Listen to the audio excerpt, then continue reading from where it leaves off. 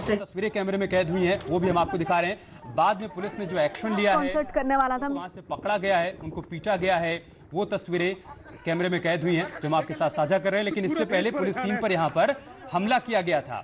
लोग उग्र हो गए और पुलिस के मना करने के बावजूद लॉकडाउन का उल्लंघन करने पर आमादा थे और बाद में 200 से 250 लोगों की भीड़ थी जो कि पुलिस पर हमला करने लगी। इस दौरान पथराव भी किया गया, कई पुलिसकर्मी चोटिल हो गए हैं।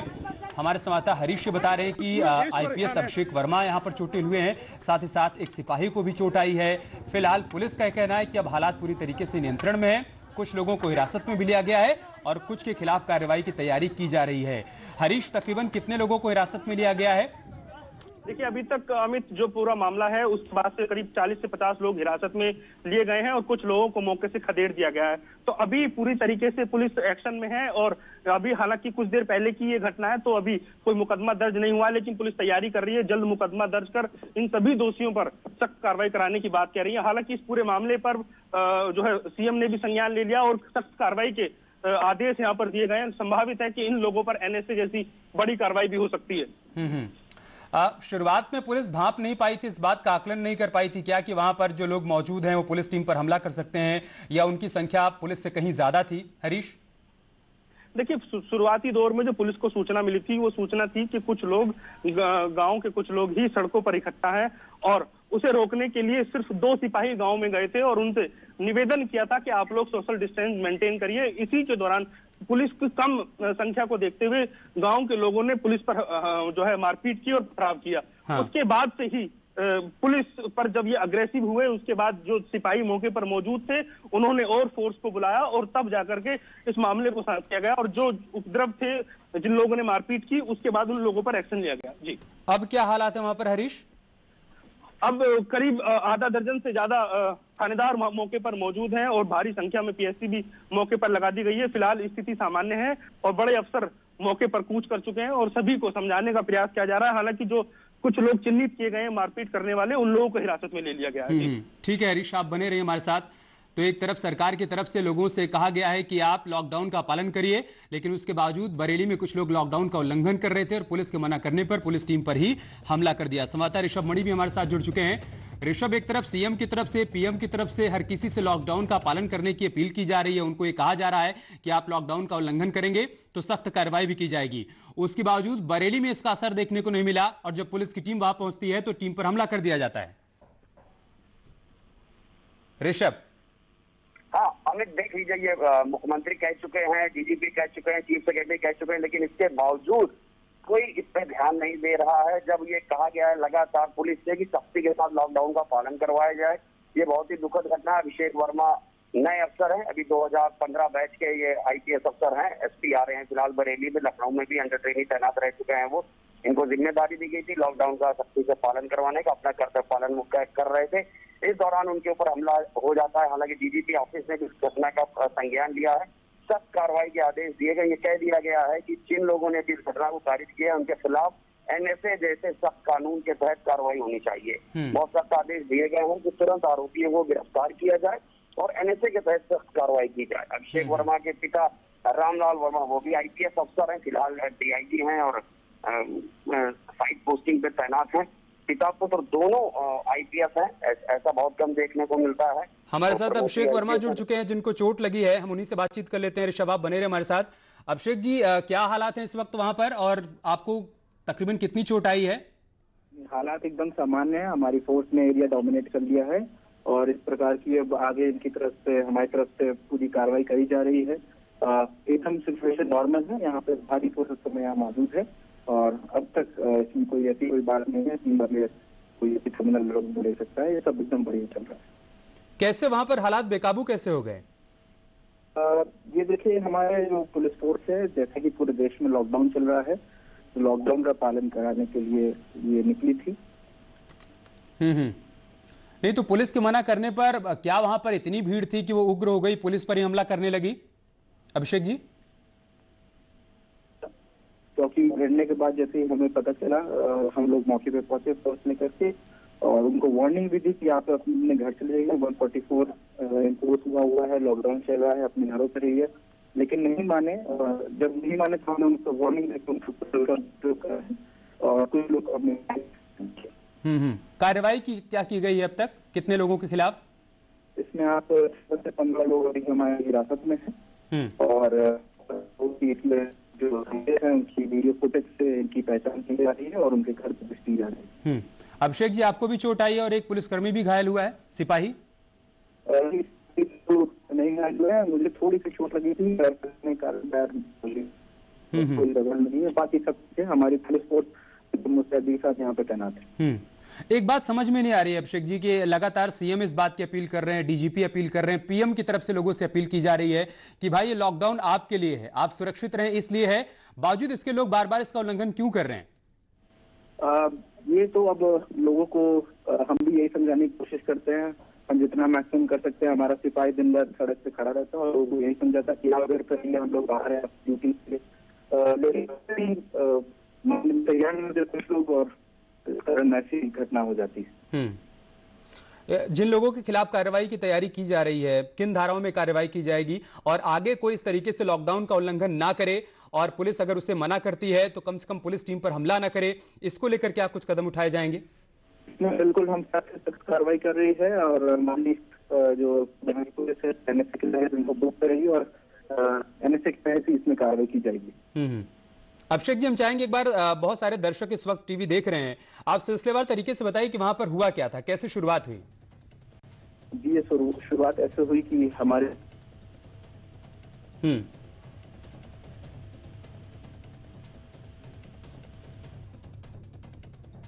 चलिए, कुछ तकनीकी दिक्कत है, आपकी आवाज मिल नहीं पा रही है। तो आईपीएस अभिषेक वर्मा जो कि चोटिल हुए हैं वो बता रहे हैं कि फिलहाल मामूली चोट लगी है और हालात को नियंत्रित कर लिया गया है, लेकिन वहां पर कैसे हालात बेकाबू हुआ आप ये भी समझ लीजिए। बरेली के इज्जत नगर का मामला है, वहां पर एक गांव में कुछ लोग ताश खेल रहे थे और 2 सिपाही वहां पर पहुंचते हैं, उनसे कहते हैं कि आप लॉकडाउन का उल्लंघन मत करिए, तो लोग मानने को तैयार नहीं रहते हैं, वहां पर पुलिस टीम पर हमला कर देते हैं, जिसके बाद पुलिस की जवाबी कार्रवाई भी वहां पर होती है। कुछ लोगों को हिरासत में लिया गया है और आगे कुछ और लोगों पर कार्रवाई करने की तैयारी पुलिस की तरफ से की जा रही है।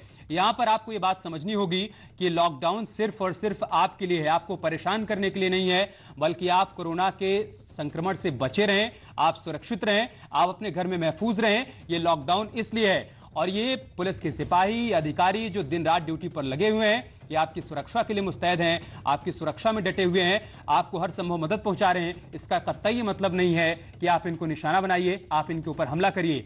लॉकडाउन का उल्लंघन करेंगे तो सख्त कार्रवाई होगी, इस बात को सीधे तौर पर आपको समझ लेना होगा। इसी तरफ इशारा कर रहे थे अभिषेक वर्मा भी, जो कह रहे थे कि आगे हम सख्त कार्रवाई की तैयारी कर रहे हैं, अगर कोई भी कहीं पर भी लॉकडाउन का उल्लंघन करता है तो कड़ी से कड़ी कार्रवाई की जाएगी, किसी को बख्शा नहीं जाएगा, क्योंकि सीएम की तरफ से संदेश बिल्कुल साफ है कि लॉकडाउन का सख्ती से पालन करवाया जाए। आज जब सीएम ने लखनऊ में बैठक की तो उस बैठक में भी उन्होंने अधिकारियों को निर्देशित किया कि कहीं पर भी लॉकडाउन का उल्लंघन नहीं होना चाहिए, अगर कोई लॉकडाउन का उल्लंघन करता है तो उसके खिलाफ आप सख्त कार्रवाई करिए।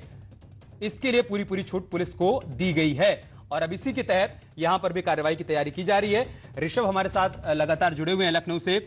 ऋषभ, क्या किया जाए, किस तरीके से समझाया जाए लोगों को कि उन्हें समझ में आ जाए कि लॉकडाउन उनको परेशान करने के लिए नहीं बल्कि उन्हीं के लिए किया गया है? ऋषभ,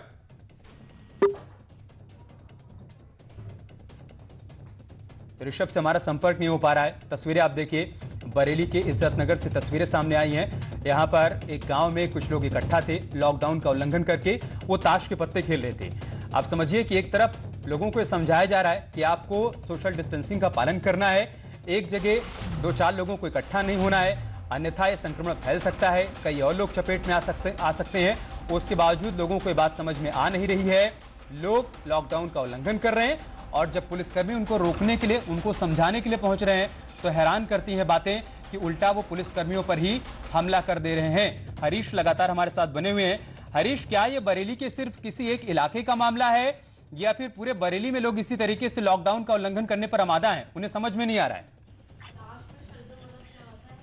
देखिए अमित, ये पूरा मामला इज्जतनगर इलाके का है। हालांकि लॉकडाउन पर सख्ती की बात करें तो पुलिस हालांकि पहले से काफी सख्त है, लेकिन अब जो नए दिशा निर्देश पुलिस को मिले हैं उसके बाद से थोड़ी सी तब्दीली यहाँ पर की गई थी। लेकिन जो इलाका, ये शहर का आउटर इलाका है और ऐसे में गांव-गांव पुलिस फोर्स नहीं रह पाती। शहर के सभी मेन बाजारों में और मेन मार्केट्स में जब पुलिस रहती है तो गांव के इलाकों में पुलिस नहीं पहुंच पाती। ऐसे में कुछ लोग जो वाहियात तरीके के लोग होते हैं और जिन लोगों को सिस्टम की बात नहीं माननी होती है, ऐसे लोग इकट्ठे हो जाते हैं और उसके बाद इसकी हरकत करते हैं। तो गांव में उस समय मौजूद पुलिस नहीं थी, लेकिन जैसे ही थानाध्यक्ष को जानकारी हुई कि कुछ लोग बाहर निकल रहे हैं और सख्ती का पालन नहीं कर रहे हैं और सोशल डिस्टेंस मेंटेन नहीं कर रहे हैं, उसके बाद पुलिस मौके पर जाती है और समझाने का प्रयास करती है।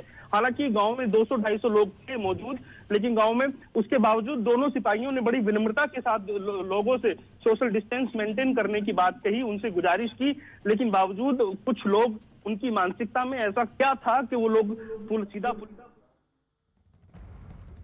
और बरेली में जिस पुलिस टीम पर हमला हुआ, जिन आईपीएस अधिकारी अभिषेक वर्मा पर हमला हुआ है, वो हमारे साथ इस वक्त फोन लाइन पर जुड़ गए हैं। अभिषेक जी, सबसे पहले तो मैं आपसे जानना चाहूंगी कि ये हमला आखिर किन हालातों में हुआ और आप अभी ठीक हैं, क्योंकि आपको चोटें आने की बात भी सामने आई है।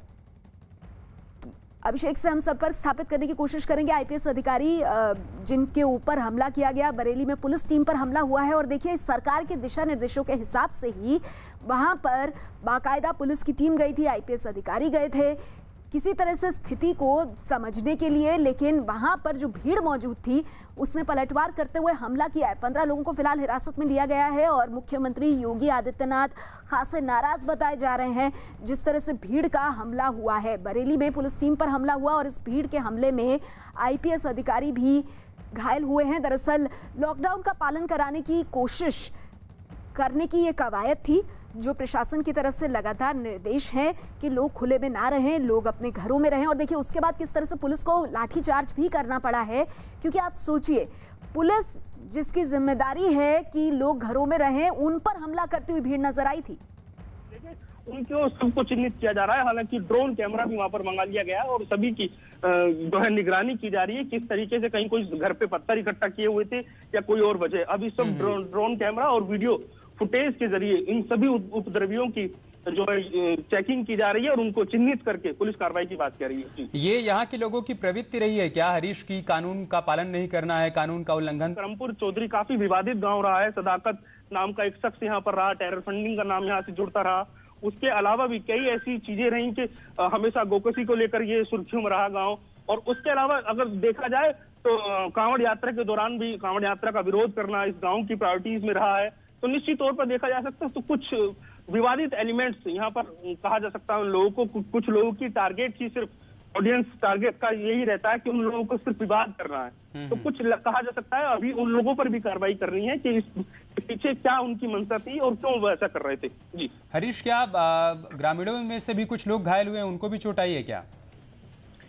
नहीं, देखिए जब शुरुआती दौर में जिस तरीके से 2 पुलिसकर्मी गए थे, पुलिसकर्मियों के पास सीधा जो सिर्फ डंडा होता है उसको लेकर के पुलिस वहां पर गई थी। तो ऐसे में पुलिसकर्मी किसी दो पुलिसकर्मी ज्यादा लोगों पर नहीं कर सकते, लेकिन अब जिस तरीके से पुलिस फोर्स वहां पर पहुंची थी और उसके बाद सख्ती से पेश आई पुलिस, उसके बाद हालांकि कुछ गांव वालों को थोड़ा सा हल्का बल प्रयोग पुलिस ने जरूर किया है, लेकिन शुरुआती दौर पर गाँव के लोगों ने ही पुलिस के ऊपर हमला किया था। जी हरीश, आप बने रहे हमारे साथ। एक बार फिर से हम इस तस्वीर के बारे में दर्शकों को समझा देते हैं। ये बरेली के इज्जत नगर की तस्वीर आप देख रहे हैं। फिलहाल तो आप देख पा रहे हैं कि पुलिस यहाँ पर कार्रवाई कर रही है, कुछ लोगों को पकड़ रही है, कुछ लोगों को डंडे से पीटा भी जा रहा है। लेकिन इससे पहले की जो कहानी है आप वो भी जान लीजिए। दरअसल यहाँ पर पुलिस पहुंची थी लोगों को लॉकडाउन का पालन करवाने के लिए, समझाने के लिए, लेकिन उल्टा लोग पुलिस पर ही हमला करने लगे और उसके बाद पुलिस को कार्रवाई करनी पड़ी है। संवाददाता अनुपम भी हमारे साथ इस वक्त जुड़े हुए हैं, हम उन्हीं का रुख कर लेते हैं। अनुपम, ये तस्वीरें बहुत हैरान करती हैं कि लोगों को ये समझ में नहीं आ रहा है कि लॉकडाउन उन्हीं के लिए किया गया है। लोग लॉकडाउन का न सिर्फ उल्लंघन कर रहे हैं, बल्कि जब उनको समझाने के लिए पुलिसकर्मी वहां पर पहुंच रहे हैं तो पुलिस पर हमला करने से भी गुरेज नहीं कर रहे हैं। हाँ बिल्कुल अमित, आप सही कह रहे हैं। और ऐसी और इस वक्त हमारे साथ आईपीएस अधिकारी अभिषेक वर्मा फोन लाइन पर जुड़ गए हैं। अभिषेक जी, शुक्रिया आपका न्यूज़ 18 इंडिया के साथ जुड़ने के लिए। सबसे पहले तो मैं आपसे जानना चाहूंगी, आप अपनी ड्यूटी पर गए थे वहां पर भीड़ को हटाने के लिए, किन हालात में भीड़ द्वारा हमला किया गया और आप अभी ठीक है, क्योंकि आपको भी चोटें आने की बात सामने आई है। अभिषेक जी। जी, मैं भी एकदम इस समय ठीक हूँ और मेरी पुलिस फोर्स भी पूरी तरीके से ठीक है। ये मामला हमारे इज्जत नगर थाना क्षेत्र का है, जहां पर लॉकडाउन का पालन कराने के लिए हमारी police force as usual duty निकली हुई थी और कुछ लोग को जब बोला गया कि आप यहाँ पे भीड़ मत लगाइए, घर के अंदर चले जाइए, उतने में वो उग्र हो गए। उग्र होने के बाद वो चौकी की तरफ आ गए और चौकी को उन्होंने घेर लिया। जब ये पता चला मेरे पास फोन आया तो मैं मौके पे पहुंचा हूँ और हमने भीड़ को पहले वार्निंग भी दी और उसके बाद जब वो नहीं माने, उन्होंने चौकी को घेरने का प्रयास किया, तब हमने इनके ऊपर हल्का बल प्रयोग किया। जी अभिषेक जी, ये भी बताइए कि जो जानकारी हमें मिल रही है, और आप मुझे करेक्ट कीजिएगा अगर ये जानकारी दुरुस्त ना हो, कि कुछ लोग वहां मिलकर ताश खेल रहे थे और उनको ताश खेलने से जब मना किया गया तब वो लोग उग्र हो गए, क्या ये सही है? हाँ, ऐसा बात आ रही है सामने कि कुछ लोग ताश खेल रहे थे, कुछ लोग घरों के बाहर ऐसे ही फालतू घूम रहे थे। उनको मना करने के बावजूद भी जब वो नहीं माने, वो उग्र हो गए और चौकी की तरफ आ गए। उसके बाद हमें भी अपने बचाव में हल्का बल प्रयोग करना पड़ा और उसके बाद हमने 14 से 15 लोगों को हिरासत में लिया है और यहाँ पे पूरे इलाके को हम फोर्स ने सील कर दिया है और आगे की कार्रवाई जारी है। सर जरा इस इलाके के बारे में बताएंगे हमारे दर्शकों को कि बरेली का ये कौन सा गांव है, कौन सा इलाका है जहां पर बावजूद प्रशासनिक व्यवस्था के, पीएम के अपील के लोग खुले में घूम रहे थे और भीड़ लगाकर ताश खेल रहे थे? कौन सा इलाका है ये बरेली का? ये करमपुर गांव एक पड़ता है हमारे बैरियर नंबर 1 चौकी के पास। उसी के पास ये गांव है जहां पर जो हमारी पुलिस फोर्स गई थी, गांव के अंदर गई थी, लोगों को निवेदन करी थी, उनसे रिक्वेस्ट करी थी कि आप घरों के अंदर रहिए। और इसी गांव के कुछ लोग जो यहाँ के, ऐसा सुनने में आ रहा है, लोकल प्रधान के बरगलाने पे इन्होंने चौकी की तरफ मार्च करा और चौकी को घेरने का प्रयास किया। जी अभिषेक जी, एक चीज मैं आपसे और जानना चाहूंगी, जाहिर सी बात है आप लोग सब इस वक्त एक तरह से कोरोना के वॉरियर्स हैं, कोरोना कर्मवीर हैं, जो इस जंग में, लड़ाई में लगातार कोशिश कर रहे हैं कि लोग लॉकडाउन का पालन करें। क्या आपके पास पहले से कोई सूचना थी कि इस इलाके में लोग इस तरह से भीड़ लगाकर बैठे हैं, या एक रूटीन आपकी गश्त थी जिसमें आप वहाँ जा रहे थे और ये देख रहे थे? ये हमारी रूटीन गश्त निकलती है और जब रूटीन गश्त ने देखा कि यहाँ एक गांव के अंदर फालतू में भीड़ काफी भारी मात्रा में जमा थी, लोग सड़क पर घूम रहे थे, उनको समझाने का प्रयास किया। जब वो नहीं समझे और चौकी पे जब भीड़ आने लगी तब कंट्रोल रूम को कॉल किया गया और कंट्रोल रूम के कॉल के बाद मुझे भी सूचना मिली, जिसमें और मौके पे हमने भीड़ को डिस्पर्स किया है और लोगों को हिरासत में ले लिया है। जी आपने हिरासत में भी लेने की बात की है। अभिषेक जी कुछ बता पाएंगे कि ये जो 15 से 17 लोग जिनकी बात की जा रही है, जिसकी जानकारी आपने भी दी, जिन्हें हिरासत में लिया गया है, उनके बारे में क्या जानकारी मिल रही है? ये गांव वाले ही हैं सब के सब? जी ये बिल्कुल, ये सब लोकल गांव वाले हैं और प्रधान के घर के आसपास, और वीडियो फुटेज से भी लोगों की पहचान की जा रही है और उसके आइडेंटिफिकेशन के बाद लोगों के घरों में दबिश दी जाएगी और लोगों को गिरफ्तार किया जाएगा। जी, और कहीं ना कहीं क्या अभिषेक जी हम ये कह सकते हैं कि जो गांव के प्रधान हैं उनका समर्थन, उनकी शह पर इस तरह से प्रशासन की सख्त चेतावनी के बावजूद इस लॉकडाउन का उल्लंघन हो रहा था? प्रथम दृष्टया तो यही बात सामने आ रही है और आगे इसमें ये जांच का विषय है कि इसमें और कितने लोग शामिल थे प्रधान के साथ। यानी सर ये मान के चला जा सकता है कि आगे जब आप लोगों की जांच आगे बढ़ेगी तो जो गांव के प्रधान हैं कहीं ना कहीं पूछताछ उनसे भी होगी, सवाल जवाब उनसे भी किए जाएंगे? बिल्कुल बिल्कुल, उनसे भी किए जाएंगे। जी अब सर एक चीज़ मैं आपसे और जानना चाहूँगी, क्योंकि आप नेशनल टीवी पर हैं, न्यूज़ 18 इंडिया पर हैं और अब सब जानते हैं कि पुलिस इस वक्त किन परिस्थितियों में काम कर रही है, अधिकारी किस तरह से दिन रात एक कर रहे हैं इस लॉकडाउन को सफल बनाने के लिए। ऐसे में जो तस्वीरें आई जिनमें हमला करते हुए भीड़ नजर आई और उसके बाद पुलिस को भी मजबूरन लाठीचार्ज करना पड़ा, अब क्या कहना चाहेंगे आप इस प्लेटफॉर्म से उन तमाम लोगों के लिए जो बिना किसी वजह के भीड़ लगाते हैं और जब उनको हटने के लिए कहा जाए तो उल्टे पुलिस के ऊपर गुस्सा उतारने की कोशिश करते हैं? जैसे कि देश के प्रधानमंत्री, हमारे प्रदेश के सीएम, हमारे जितने आला अधिकारी हैं, सब लोगों से रिक्वेस्ट कर रहे हैं। मैं लोगों से रिक्वेस्ट भी कर सकता हूं और उनसे ये उम्मीद करता हूं कि वो आगे इस लॉकडाउन का पालन करेंगे, क्योंकि ये उनकी बेहतरी के लिए, उनके स्वास्थ्य के लिए है। हमारा इसमें कोई पर्सनल हित नहीं छुपा हुआ है या हमारा कोई पर्सनल इसमें कोई फायदा नहीं पहुंचेगा अगर वो लॉकडाउन का पालन करेंगे, उनके स्वास्थ्य के लिए। और अगर लोग अपने स्वास्थ्य के प्रति चिंता नहीं करते हैं तो ये सोचने वाली बात है। जी अभिषेक जी एक चीज़ मैं आपसे और जानना चाहूँगी, आपकी अपील मुझे उम्मीद है कि लोगों तक पहुँच रही होगी और बहुत गंभीरता से लोग इसे ले रहे होंगे, लेकिन जैसा आपने बताया अब आप ठीक हैं, जो पुलिस की टीम पर हमला हुआ, बाद में आपके ऊपर भी हमला करने की कोशिश हुई, क्या आपके साथियों को किसी को कोई गंभीर चोटें आई हैं? कुछ जानकारी जो आप बता सके हमें? किसी को कोई गंभीर चोट नहीं है। हमारे जितने जवान हैं, जितने भी अधिकारी हैं, सब फिट हैं और इस समय मौके पे मौजूद हैं। जी, एक बात और सामने आई है सर, और वो ये है कि मुख्यमंत्री योगी आदित्यनाथ ने मामले को बहुत गंभीरता से लिया है और कहा है कि ये मजाक का विषय नहीं है।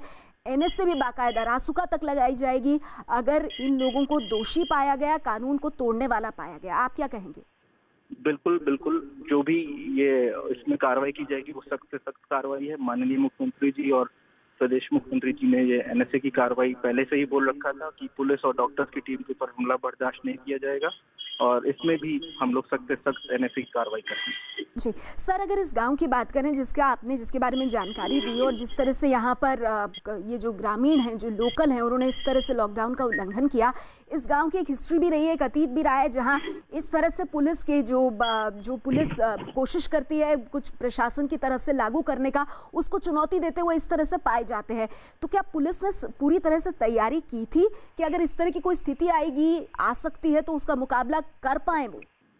जी बिल्कुल, हमारे यहाँ रेगुलर ब्रीफिंग होती रहती है पुलिस फोर्स की, और हम लोग ऐसे मौके के लिए तैयार रहते हैं, और हमारे पास सारे प्रोटेक्टिव इक्विपमेंट, सारे राइड गियर, सब कुछ रहते हैं, और इस तरीके की किसी भी सिचुएशन से निपटने के लिए हम लोग 24/7 ऑलरेडी रहते हैं।